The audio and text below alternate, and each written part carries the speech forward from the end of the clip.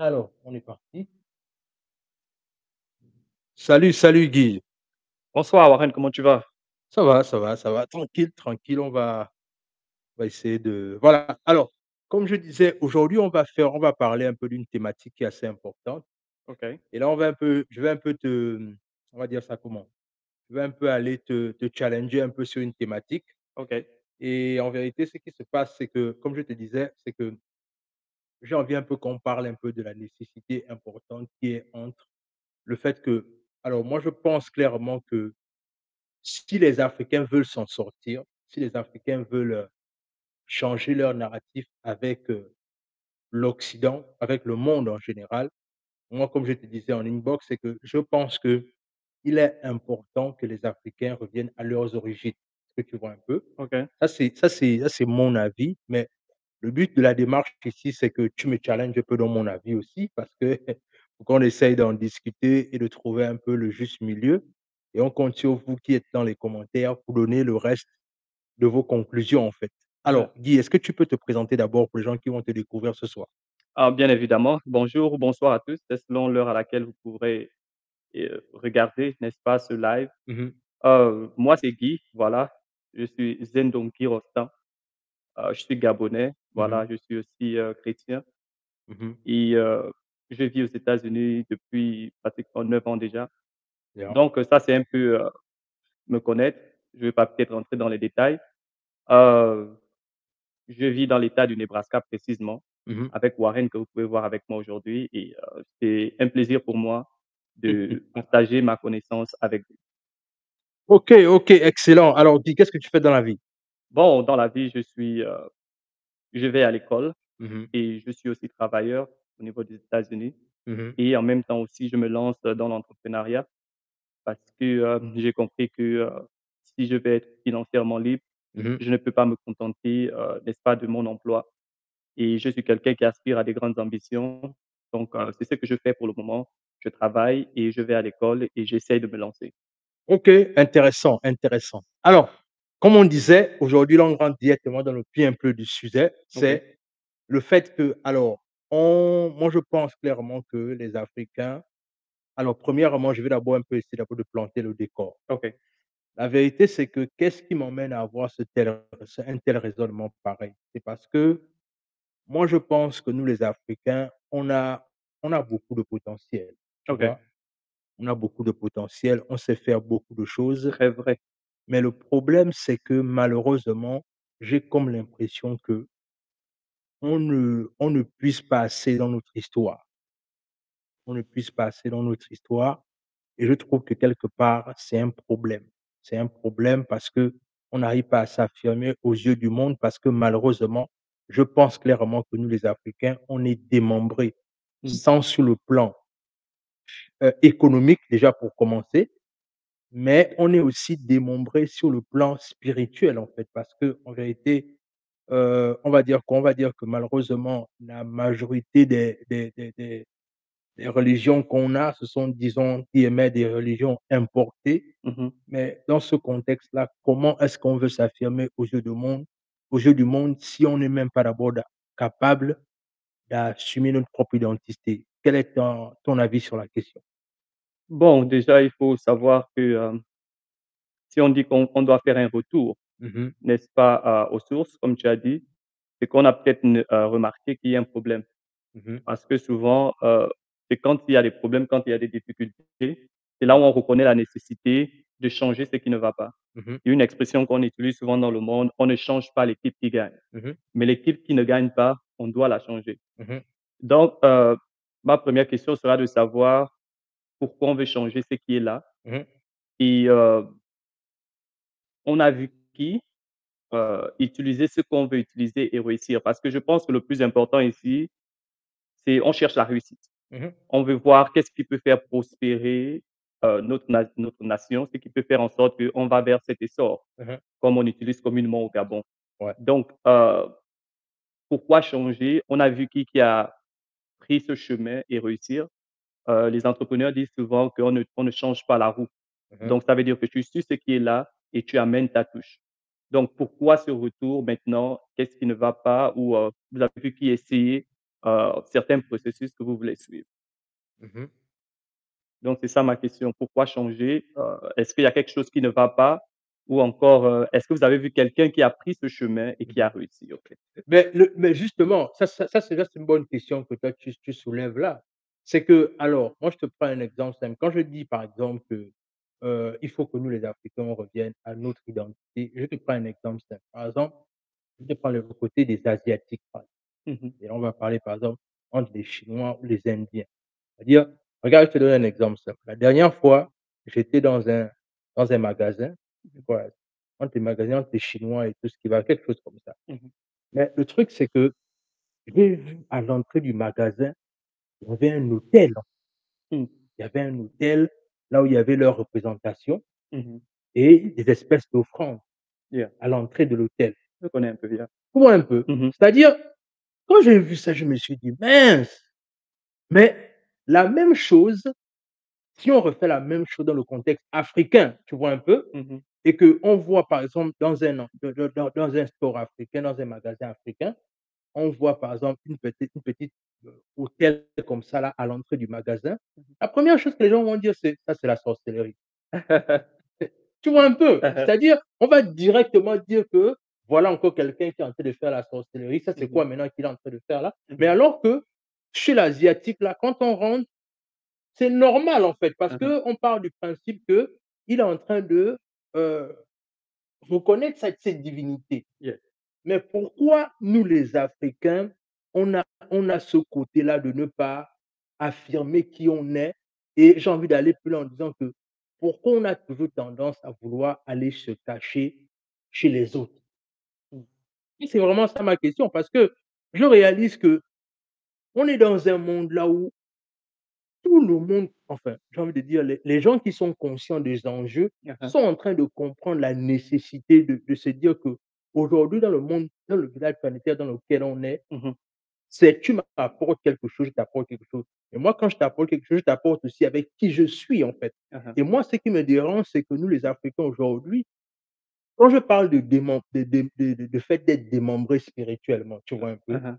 je parle du fait que on a nos cultures, on a nos traditions, mais beaucoup, nous les Africains, on s'identifie comme étant des musulmans, Mmh mh. comme étant des chrétiens. Mmh mh. Et quel est l'héritage qu'on peut laisser à nos enfants alors qu'on a encore ce qui nous identifie? C'est-à-dire que notre passé à nous, en fait, parce peut-être qu'on n'est pas assez conscient de ça, mais regardons un peu, quelle est l'histoire qu'on va laisser à nos enfants? Si on c'est-à-dire que si on passe le temps à s'identifier comme étant ces obédiences-là, moi ce que je dis, c'est qu'encore une fois, Mmh mh. on appelle ça comment?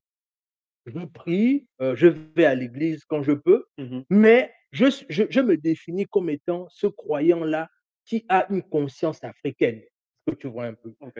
Et c'est cette croyance africaine et cette non, c'est cette conscience africaine-là qui me rappelle de ne pas oublier mes ancêtres, de ne pas OK. oublier mon arbre généalogique, Mmh mh. parce que je l'étudie toujours, mon arbre généalogique.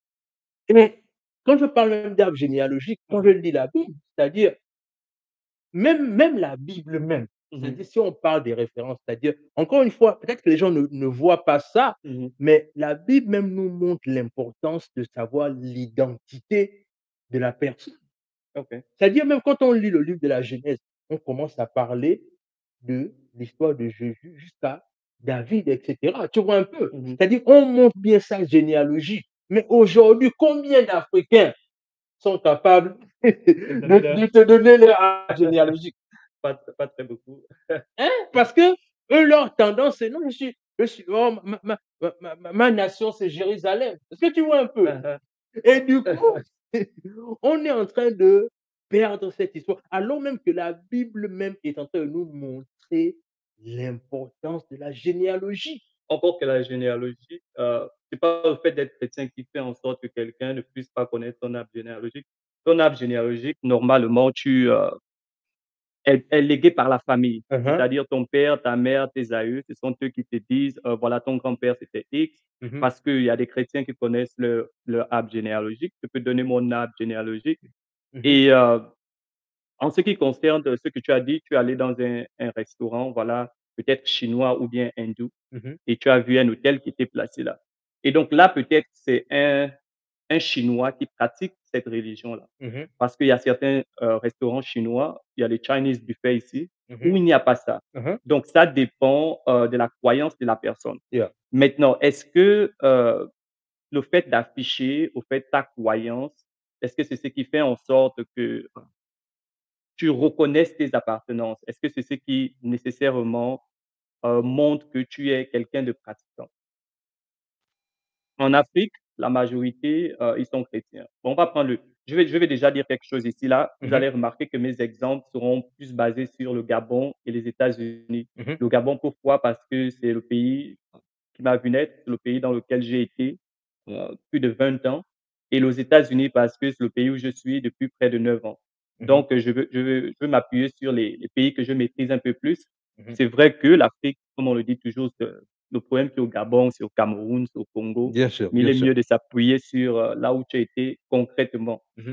Le problème du Gabon, on parle toujours qu'il n'y a pas de développement, il n'y a pas de richesse, ou encore il y a des richesses, mais les Mmh. richesses sont mal distribuées. Yeah. Heu, on pense que voilà, ce sont les blancs, entre parenthèses, ce sont les Français Mmh. qui ont fait en sorte que nous sommes le pays que nous sommes aujourd'hui. Mmh. Ils ont amené la Bible et ils ont pris les richesses, Mmh. ce que je n'ai toujours pas compris parce que la Bible, a pour promotion l'amour. Mmh. Donc, celui qui est venu avec, la Bible et qui Mmh. t'a arraché tes richesses, en Mmh. réalité, il n'a pas utilisé la Bible. Mmh. Parce qu'il y a une différence, comme je le dis toujours, entre le message et le messager. Le message, c'est ce qui est donné. Le messager, c'est celui qui vient avec le message. Mmh. Donc, un message peut être bon, mais si le messager est mauvais, il va tordre le message.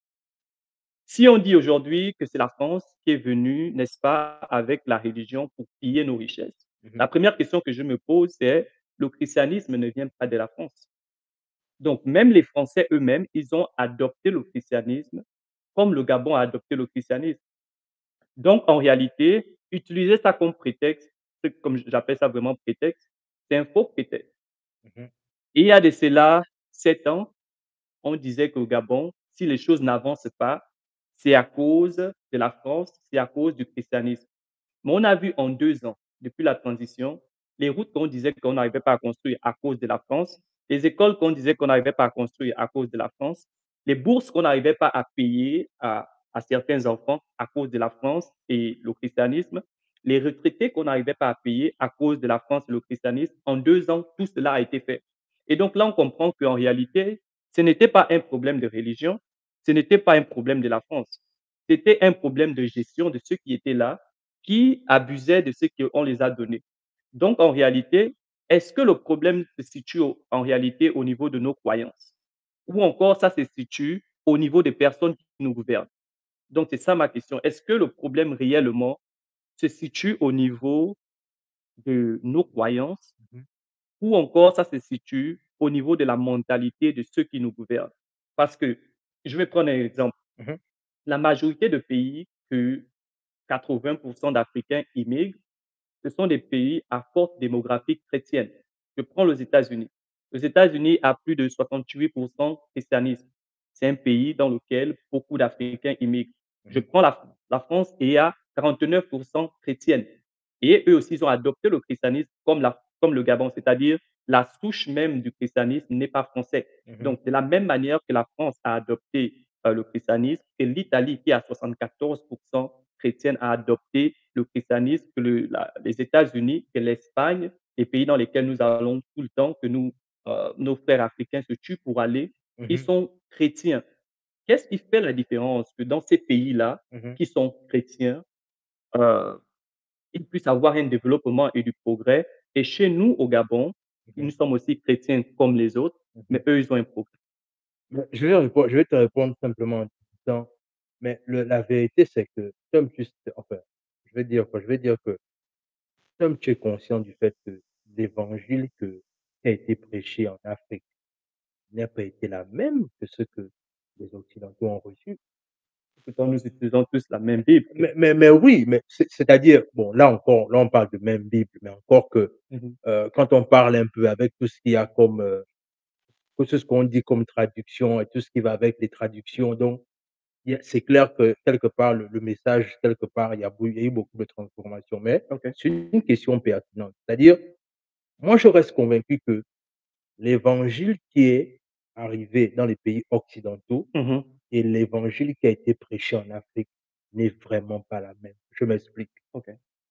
Regarde, je te prends un exemple simple. C'est-à-dire, aujourd'hui, quand tu parles à la richesse, quand tu parles de richesse avec les frères africains, par exemple, Hein, tu hein. vas lui dire, par exemple, il faut qu'on s'en sorte, il faut qu'on devienne riche pour prendre soin de nos enfants, de Mmh nos mh. amis et de changer la vie de notre communauté. Tu vois un peu? Yeah.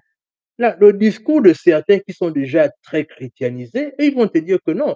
Moi, toi, tu me parles des choses de la terre, man. C'est-à-dire, tu vois un peu? C'est-à-dire, il va te dire que non, toi, tu es en train de me parler de quoi? Moi, c'est la nouvelle Jérusalem, man. Moi, je suis appelé à partir, man. Hein, hein. Mais alors que le même Français ou le même Américain, Mmh mh. lui, il part du principe que certes, il va à l'église, il lit la Bible, Mmh mh. mais le truc, c'est qu'il a le mindset de s'enrichir parce OK. qu'il sait que s'il s'enrichit demain, il va transformer la vie de sa communauté. Vrai.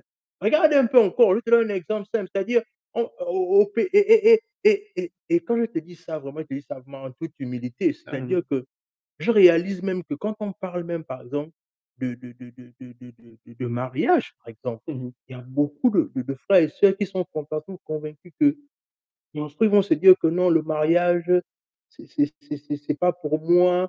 Moi, je suis plus appelé aux choses du Seigneur Mmh mh. et tout ce qui va avec. Moi, c'est pas trop mon truc. Mmh Alors mh. qu'en vérité, parfois même, beaucoup se beaucoup cachent parfois leur médiocrité au fait de ne pas pouvoir avoir la capacité de rencontrer quelqu'un, Mmh mh. mais on se cache sur, la la mission ecclésiastique Mmh. pour dire en fait que bon, moi je veux pas parler de ça, ça ne me concerne pas, tu vois un peu? Hein, hein. Alors que le problème est là. Le problème, c'est que en fait, il y a tellement de répliques qui sont devenues légion dans notre communauté Mmh mh. pour justifier quand quelque chose ne marche pas pour quelqu'un.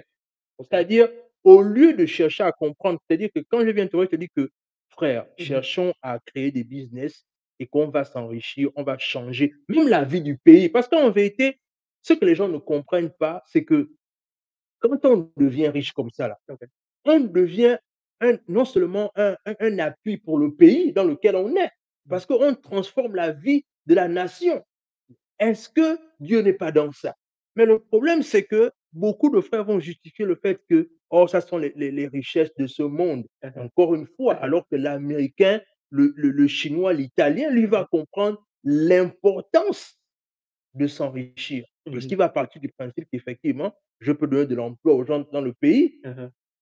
Et c'est là où je me dis que, est-ce que quelque part, Mmh mh. l'évangile qu'on a reçu en Afrique, Hein, hein. est-ce que tu es sûr Hein, hein. que c'est la même évangile qu'on a reçu en Occident? Parce que regarde un peu comment les Américains, eux, ils s'appuient sur, la Bible et c'est même ça, même dans leur constitution. Est-ce que tu vois un peu? Mmh.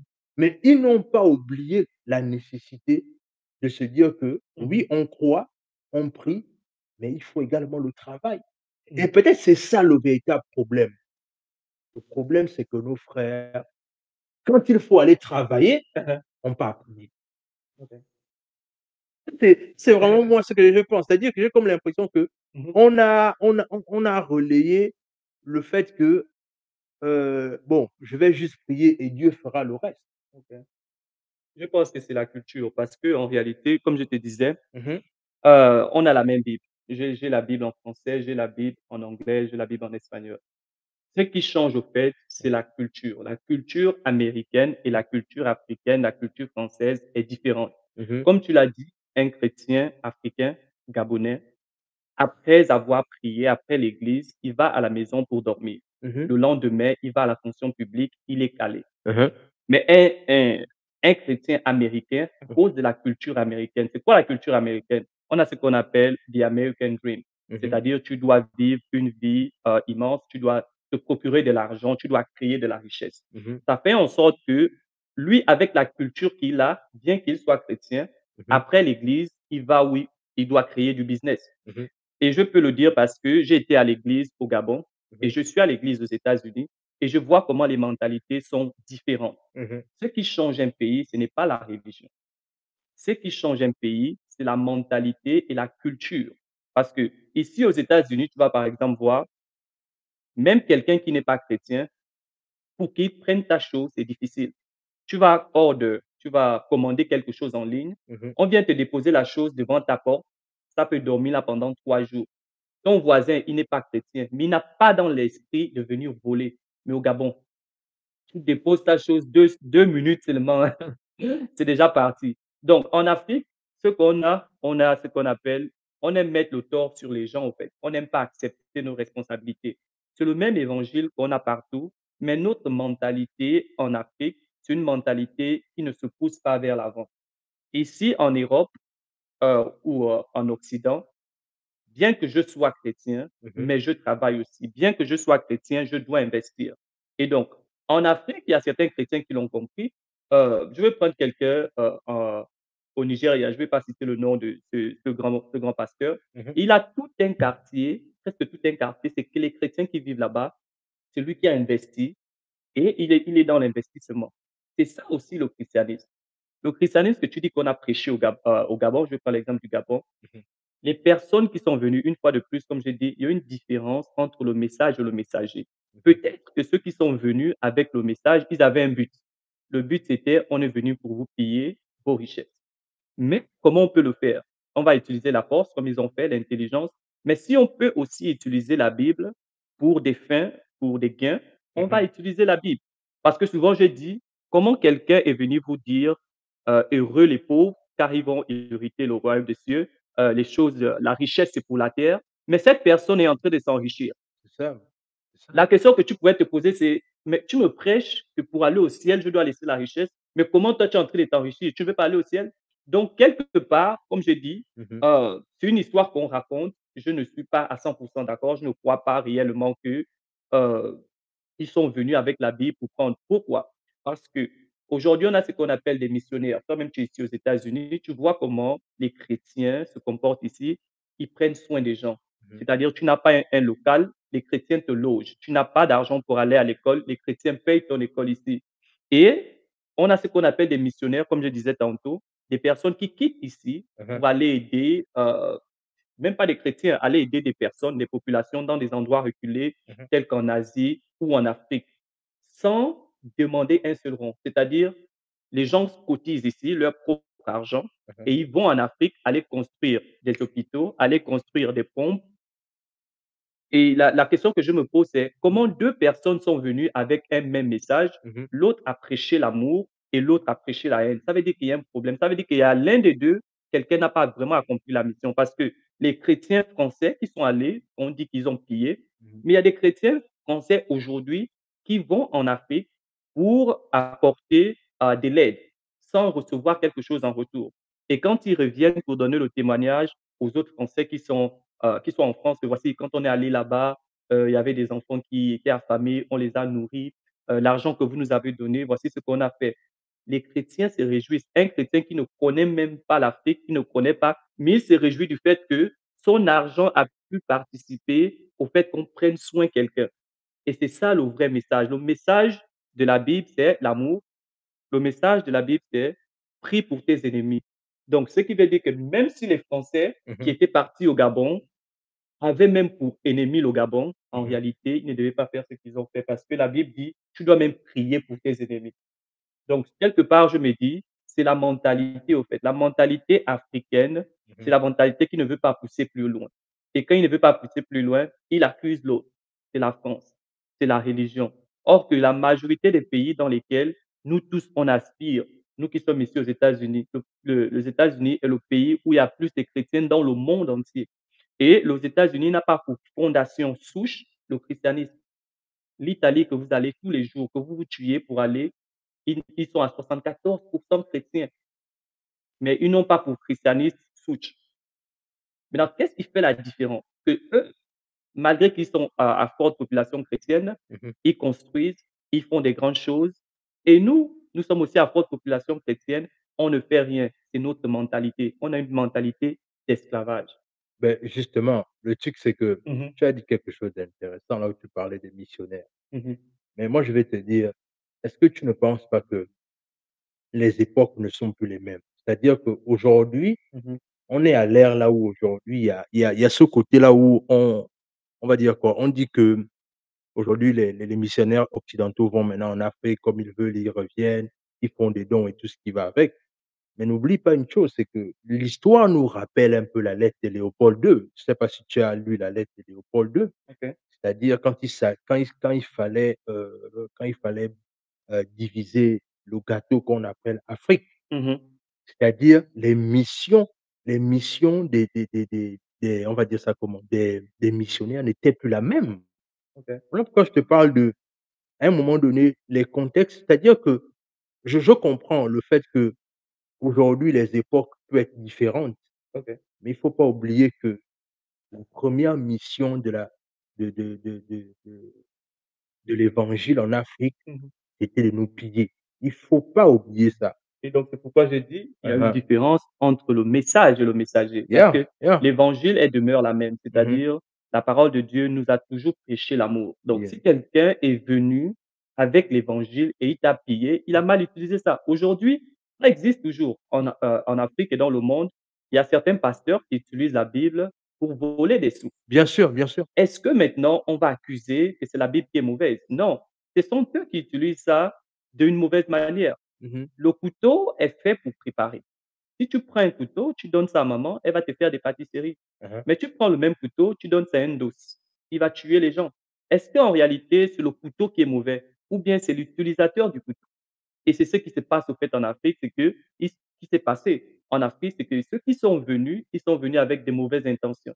Mmh. Ils sont venus pour piller, Mmh. et ils ont pris tout ce qui était nécessaire, tout ce qu'on peut utiliser pour te piller. Mmh. C'est-à-dire même ce qui est bien, j'utilise ça. Si ça peut m'aider à te piller, j'utilise ça de ma manière pour te piller.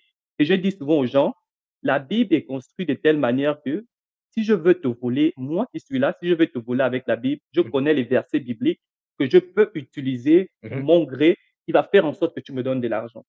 De la même manière, je connais des versets bibliques qui vont t'encourager, qui vont te faire investir. Donc, si toi-même tu n'as pas une connaissance de la Bible, cette même Bible peut être pour le bien, ça peut aussi être pour le mal. Et c'est pourquoi la Bible précise Mmh. que les enseignants seront jugés plus sévèrement. Pourquoi les enseignants seront jugés plus sévèrement? Parce que par ce qu'un enseignant te dit, il peut te donner soit la mort, il peut te donner la vie. Et je le dis toujours sans cesse, on ne peut pas juger un prof de maths en fonction de l'élève le plus nul. Parce que si on juge le prof de maths en fonction de l'élève le plus nul, en réalité, c'est un mauvais jugement. Va aussi voir les élèves qui comprennent. Donc, on ne peut pas juger le christianisme en fonction des mauvaises personnes qui sont venues avec le christianisme. Mais une fois de plus, Warren, je t'assure que ce n'est pas le christianisme qui fait en sorte que le pays soit celui qu'il est, c'est la mentalité. Regarde récemment là, il y a au Gabon, il y a un homme qui a tué son ex. Mmh. Voilà, Mmh. il a Ouais, tué son ex, peut-être qu'il ouais, était jaloux et quelque chose s'est passé. ouais. Un coach en plus. Un coach. Ouais. Est-ce que les gens pensent qu'au fait, c'est la famille de la jeune dame qui a été attristée. C'est vrai, parce que physiquement, ce sont eux. Mais en Mmh. réalité, c'est le Gabon qui a souffert. Pourquoi? Parce que cette dernière, elle produisait de la richesse. Cette dernière, elle était, je pense qu'elle avait un orphelinat ou quelque chose de Une genre. ONG s'occupait des handicapés. Elle Mmh. s'occupait des Mmh. handicapés.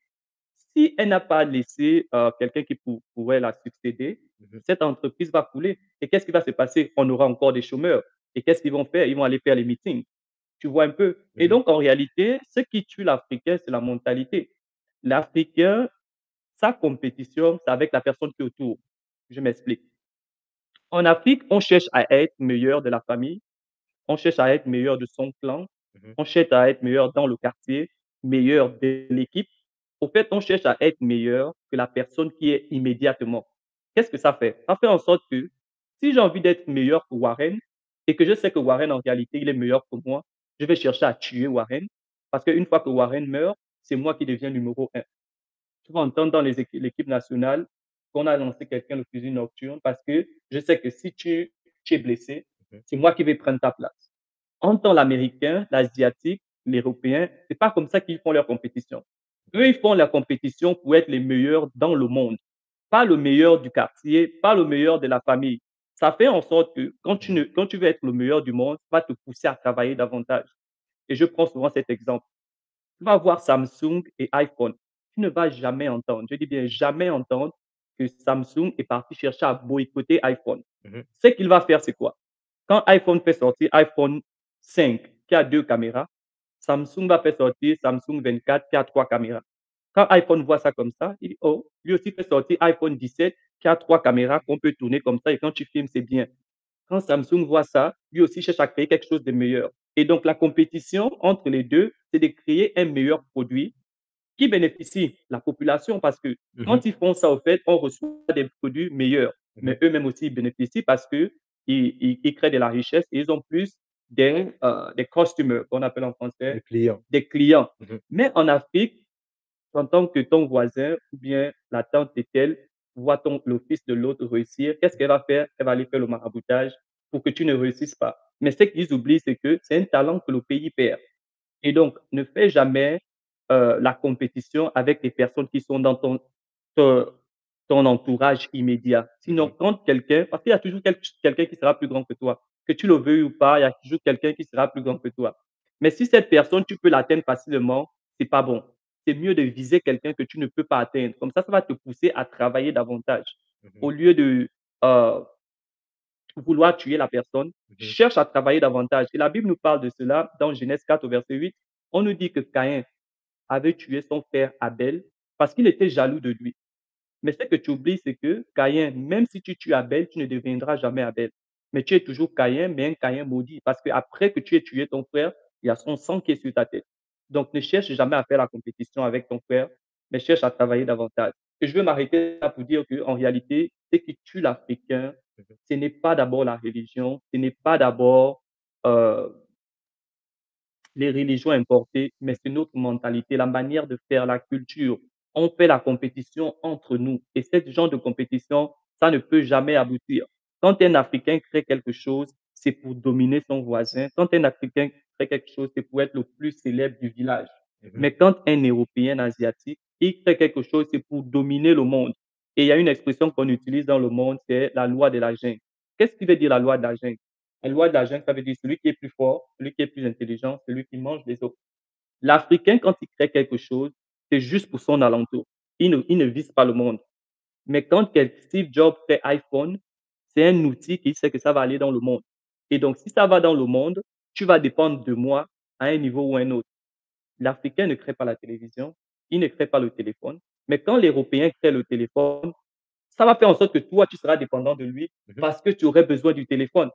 C'est pourquoi il faut créer des choses qui dominent le monde, pas ton quartier. Pourquoi? Parce que si tu domines le monde, tu vas forcément dominer ton voisin parce que ton voisin est dans le monde. Mais si tu cherches à t'apaisantir, à dominer ton voisin, le jour que ton voisin va faire meilleur que toi, tu vas vouloir le tuer. Donc, je vais m'arrêter là pour dire qu'en réalité, c'est souvent des excuses qu'on utilise, comme tu as dit. Mmh. L'évangile, il est pareil. Je t'assure, j'ai lu la Bible dans toutes les versions. Ça nous parle de l'amour, ça nous parle du travail. La parole de Dieu dit que le père qui ne laisse pas un héritage aux enfants de ses enfants, pas seulement ses enfants, aux enfants de ses enfants, est pire qu'un infidèle. Et donc, quand tu écoutes ça, au fait, quand l'Africain écoute ça, ce que lui, il entend, il se limite à l'héritage spirituel. Mais quand l'Américain, il écoute ça, il dit, je dois laisser non seulement un héritage spirituel, mais un héritage financier. Alors, ça me pousse à travailler davantage. Mmh. Heureux, voici un verset qui tue les Africains, ou encore un verset que peut-être, je ne sais pas, le français a utilisé pour Mmh. nous piller. Heureux les pauvres en esprit, car à eux est le royaume des cieux. Et j'aime la Bible. La Bible n'a pas dit les pauvres en richesse, les pauvres dans les poches. Il a dit heureux les pauvres en esprit. Il a précisé. C'est quoi un pauvre en esprit? Déjà, on doit connaître que la situation un pauvre, c'est quelqu'un qui dépend des autres. Un pauvre, c'est quelqu'un qui est nécessiteux. Donc, quand la Bible dit les pauvres en esprit, pas en poche, pas en richesse, les pauvres en esprit, c'est quelqu'un qui désire toujours à être rempli spirituellement. Ça n'a rien à voir avec l'argent. Heureux les pauvres en esprit, car à eux est le royaume des cieux. OK, OK, intéressant, intéressant. Ce sont des bons échanges. Alors les amis, ce qu'on va faire, c'est que alors, on va faire un dernier tour de table, ça en termes de conclusion. Alors, moi, je vais donner ma conclusion et ce qu'on espère également pour vous, c'est que les amis, dites-nous en commentaire ce que vous pensez de cette thématique-là, parce qu'on a besoin également que vous donnez vos avis dans les commentaires. Alors, à la fin, qu'est-ce qu'on peut retenir aujourd'hui si on parle du fait que est-ce que les Africains doivent revenir à leurs origines pour mieux s'affirmer dans le monde? Vrai ou faux, pour ou contre, c'est selon. Alors, moi, ce que je vais dire simplement pour sortir de cette émission, de ce premier podcast que j'ai fait avec Guy, qui ne sera pas le dernier certainement, Bien parce que évidemment. voilà, on va continuer à faire beaucoup de thématiques comme ça. Alors, moi, ce que je pense qu'il faut faire, c'est que nous, les Africains, déjà, il faut qu'on comprenne la nécessité de savoir qui on est. Vous savez, c'est-à-dire qu'aujourd'hui, malheureusement, beaucoup de frères ne connaissent même plus qui ils sont. Ils ne connaissent pas la signification de leur nom, ils ne connaissent pas la signification de leur mission sur terre. C'est-à-dire qu'avant, quand on me disait qu'il y a des gens qui viennent sur terre pour accompagner les autres, je ne croyais pas en fait, mais j'ai fait la connaissance c'est-à-dire, je ne vais pas dire que c'est un ami à moi, mais on était des collègues de travail Mmh. et c'est quelqu'un avec qui j'ai gardé d'excellents rapports, mais quand je le regarde, en fait, lui, j'ai l'impression en fait, c'est même pas une impression, en fait, c'est-à-dire que c'est quelqu'un qui n'a pas de rêve, en fait. Mmh. Lui, il vit juste sa vie, c'est-à-dire que c'est juste ça, quoi, c'est lui, ce qu'il a à faire et puis c'est tout, en fait. C'est-à-dire que quand j'entendais le fait qu'on disait souvent qu'il y a des gens qui sont venus accompagner les autres, moi, je ne savais pas que ça existe, mais oui, il y a des gens qui sont là juste pour accompagner les autres, en fait. Et la vérité, c'est que moi, je pense clairement que si, Dieu t'a donné la vie pour naître en Afrique, dans l'environnement culturel dans lequel on est, c'est qu'il y a un projet derrière. Il aurait pu te faire naître chez les blancs et de ne pas connaître la culture africaine. Mais s'il t'a mis dans cet écosystème-là, c'est parce qu'il y a un plan derrière. Et faut pas qu'on oublie une chose essentielle, c'est que nous, les Africains, nous sommes d'abord des êtres spirituels. À cause de la forêt, la densité de l'équateur et tout ce qui va avec, nous sommes d'abord des êtres spirituels. Et rien que par cette nécessité d'abord d'être être spirituel, on doit perpétuellement rechercher qui on est. C'est un travail de tous les jours de rechercher qui on est, où est-ce qu'on va, qu'est-ce qu'on veut léguer à nos enfants, où est-ce qu'on est en train d'amener nos familles. Parce que si on ne fait pas ce travail-là, malheureusement, aujourd'hui, les gens sont en train de se de ont beaucoup de panafricains sont en train de se sont en train d'avoir peur du fait que peut-être il y a de fortes chances que nos enfants ne parlent plus nos langues vernaculaires. Mais le truc, c'est que malheureusement, s'il y a pas un travail de fond qui est fait, ce sont des choses qui vont disparaître. Mais au moins, l'histoire de ta famille, si elle peut être encore comptée en ta langue, c'est bien, mais si, malheureusement, avec la force du monde dans lequel on vit, ce genre de choses se perd, mais au moins l'arbre généalogique, l'histoire de ta famille, la signification de ton nom, où est-ce que tu vas, où est-ce que tu es en train d'amener ta famille, ce sont des choses qui sont intéressantes à garder. Ce sont des choses qui sont intéressantes à garder parce qu'on est dans un monde qui devient un village planétaire. Ne viens pas t'affirmer à l'autre en voulant calquer son histoire. Non, il faudrait que tu te présentes à l'autre en disant faudrait qu'à un moment donné, tu parles tellement l'autre de qui tu es, qu'il ait envie de te poser davantage de questions sur ton pays, Mmh. sur ton identité. Mais malheureusement, aujourd'hui, le constat qui est fait, c'est que beaucoup d'entre nous préfèrent s'affirmer à travers les autres. Et il faut clairement qu'on arrive à prendre conscience de ça parce qu'on est en danger. Et si on blague avec ce genre de choses-là, malheureusement, on aura que nos yeux pour pleurer, en fait. On aura que nos yeux pour pleurer. Et aujourd'hui aussi pour finir, c'est que je veux simplement dire aux frères africains que n'ayez pas peur d'affirmer qui vous êtes. J'ai envie d'aller loin en disant que n'ayez pas honte d'affirmer qui vous êtes. Vous voyez un peu. N'ayez pas honte, c'est votre histoire, c'est votre identité, en fait. Donc voilà, j'en ai fini. Allez, vas-y Guy, termine. OK, très bonne thématique. Donc, en conclusion, je vais dire, l'Afrique n'a pas un problème au niveau de la religion. Et là encore, comme je l'ai dit, il y a une différence entre la culture, la coutume et la religion. Je crois qu'on garde nos cultures, on garde nos valeurs. En ce qui concerne la religion, encore que le christianisme n'est pas une religion, c'est une relation.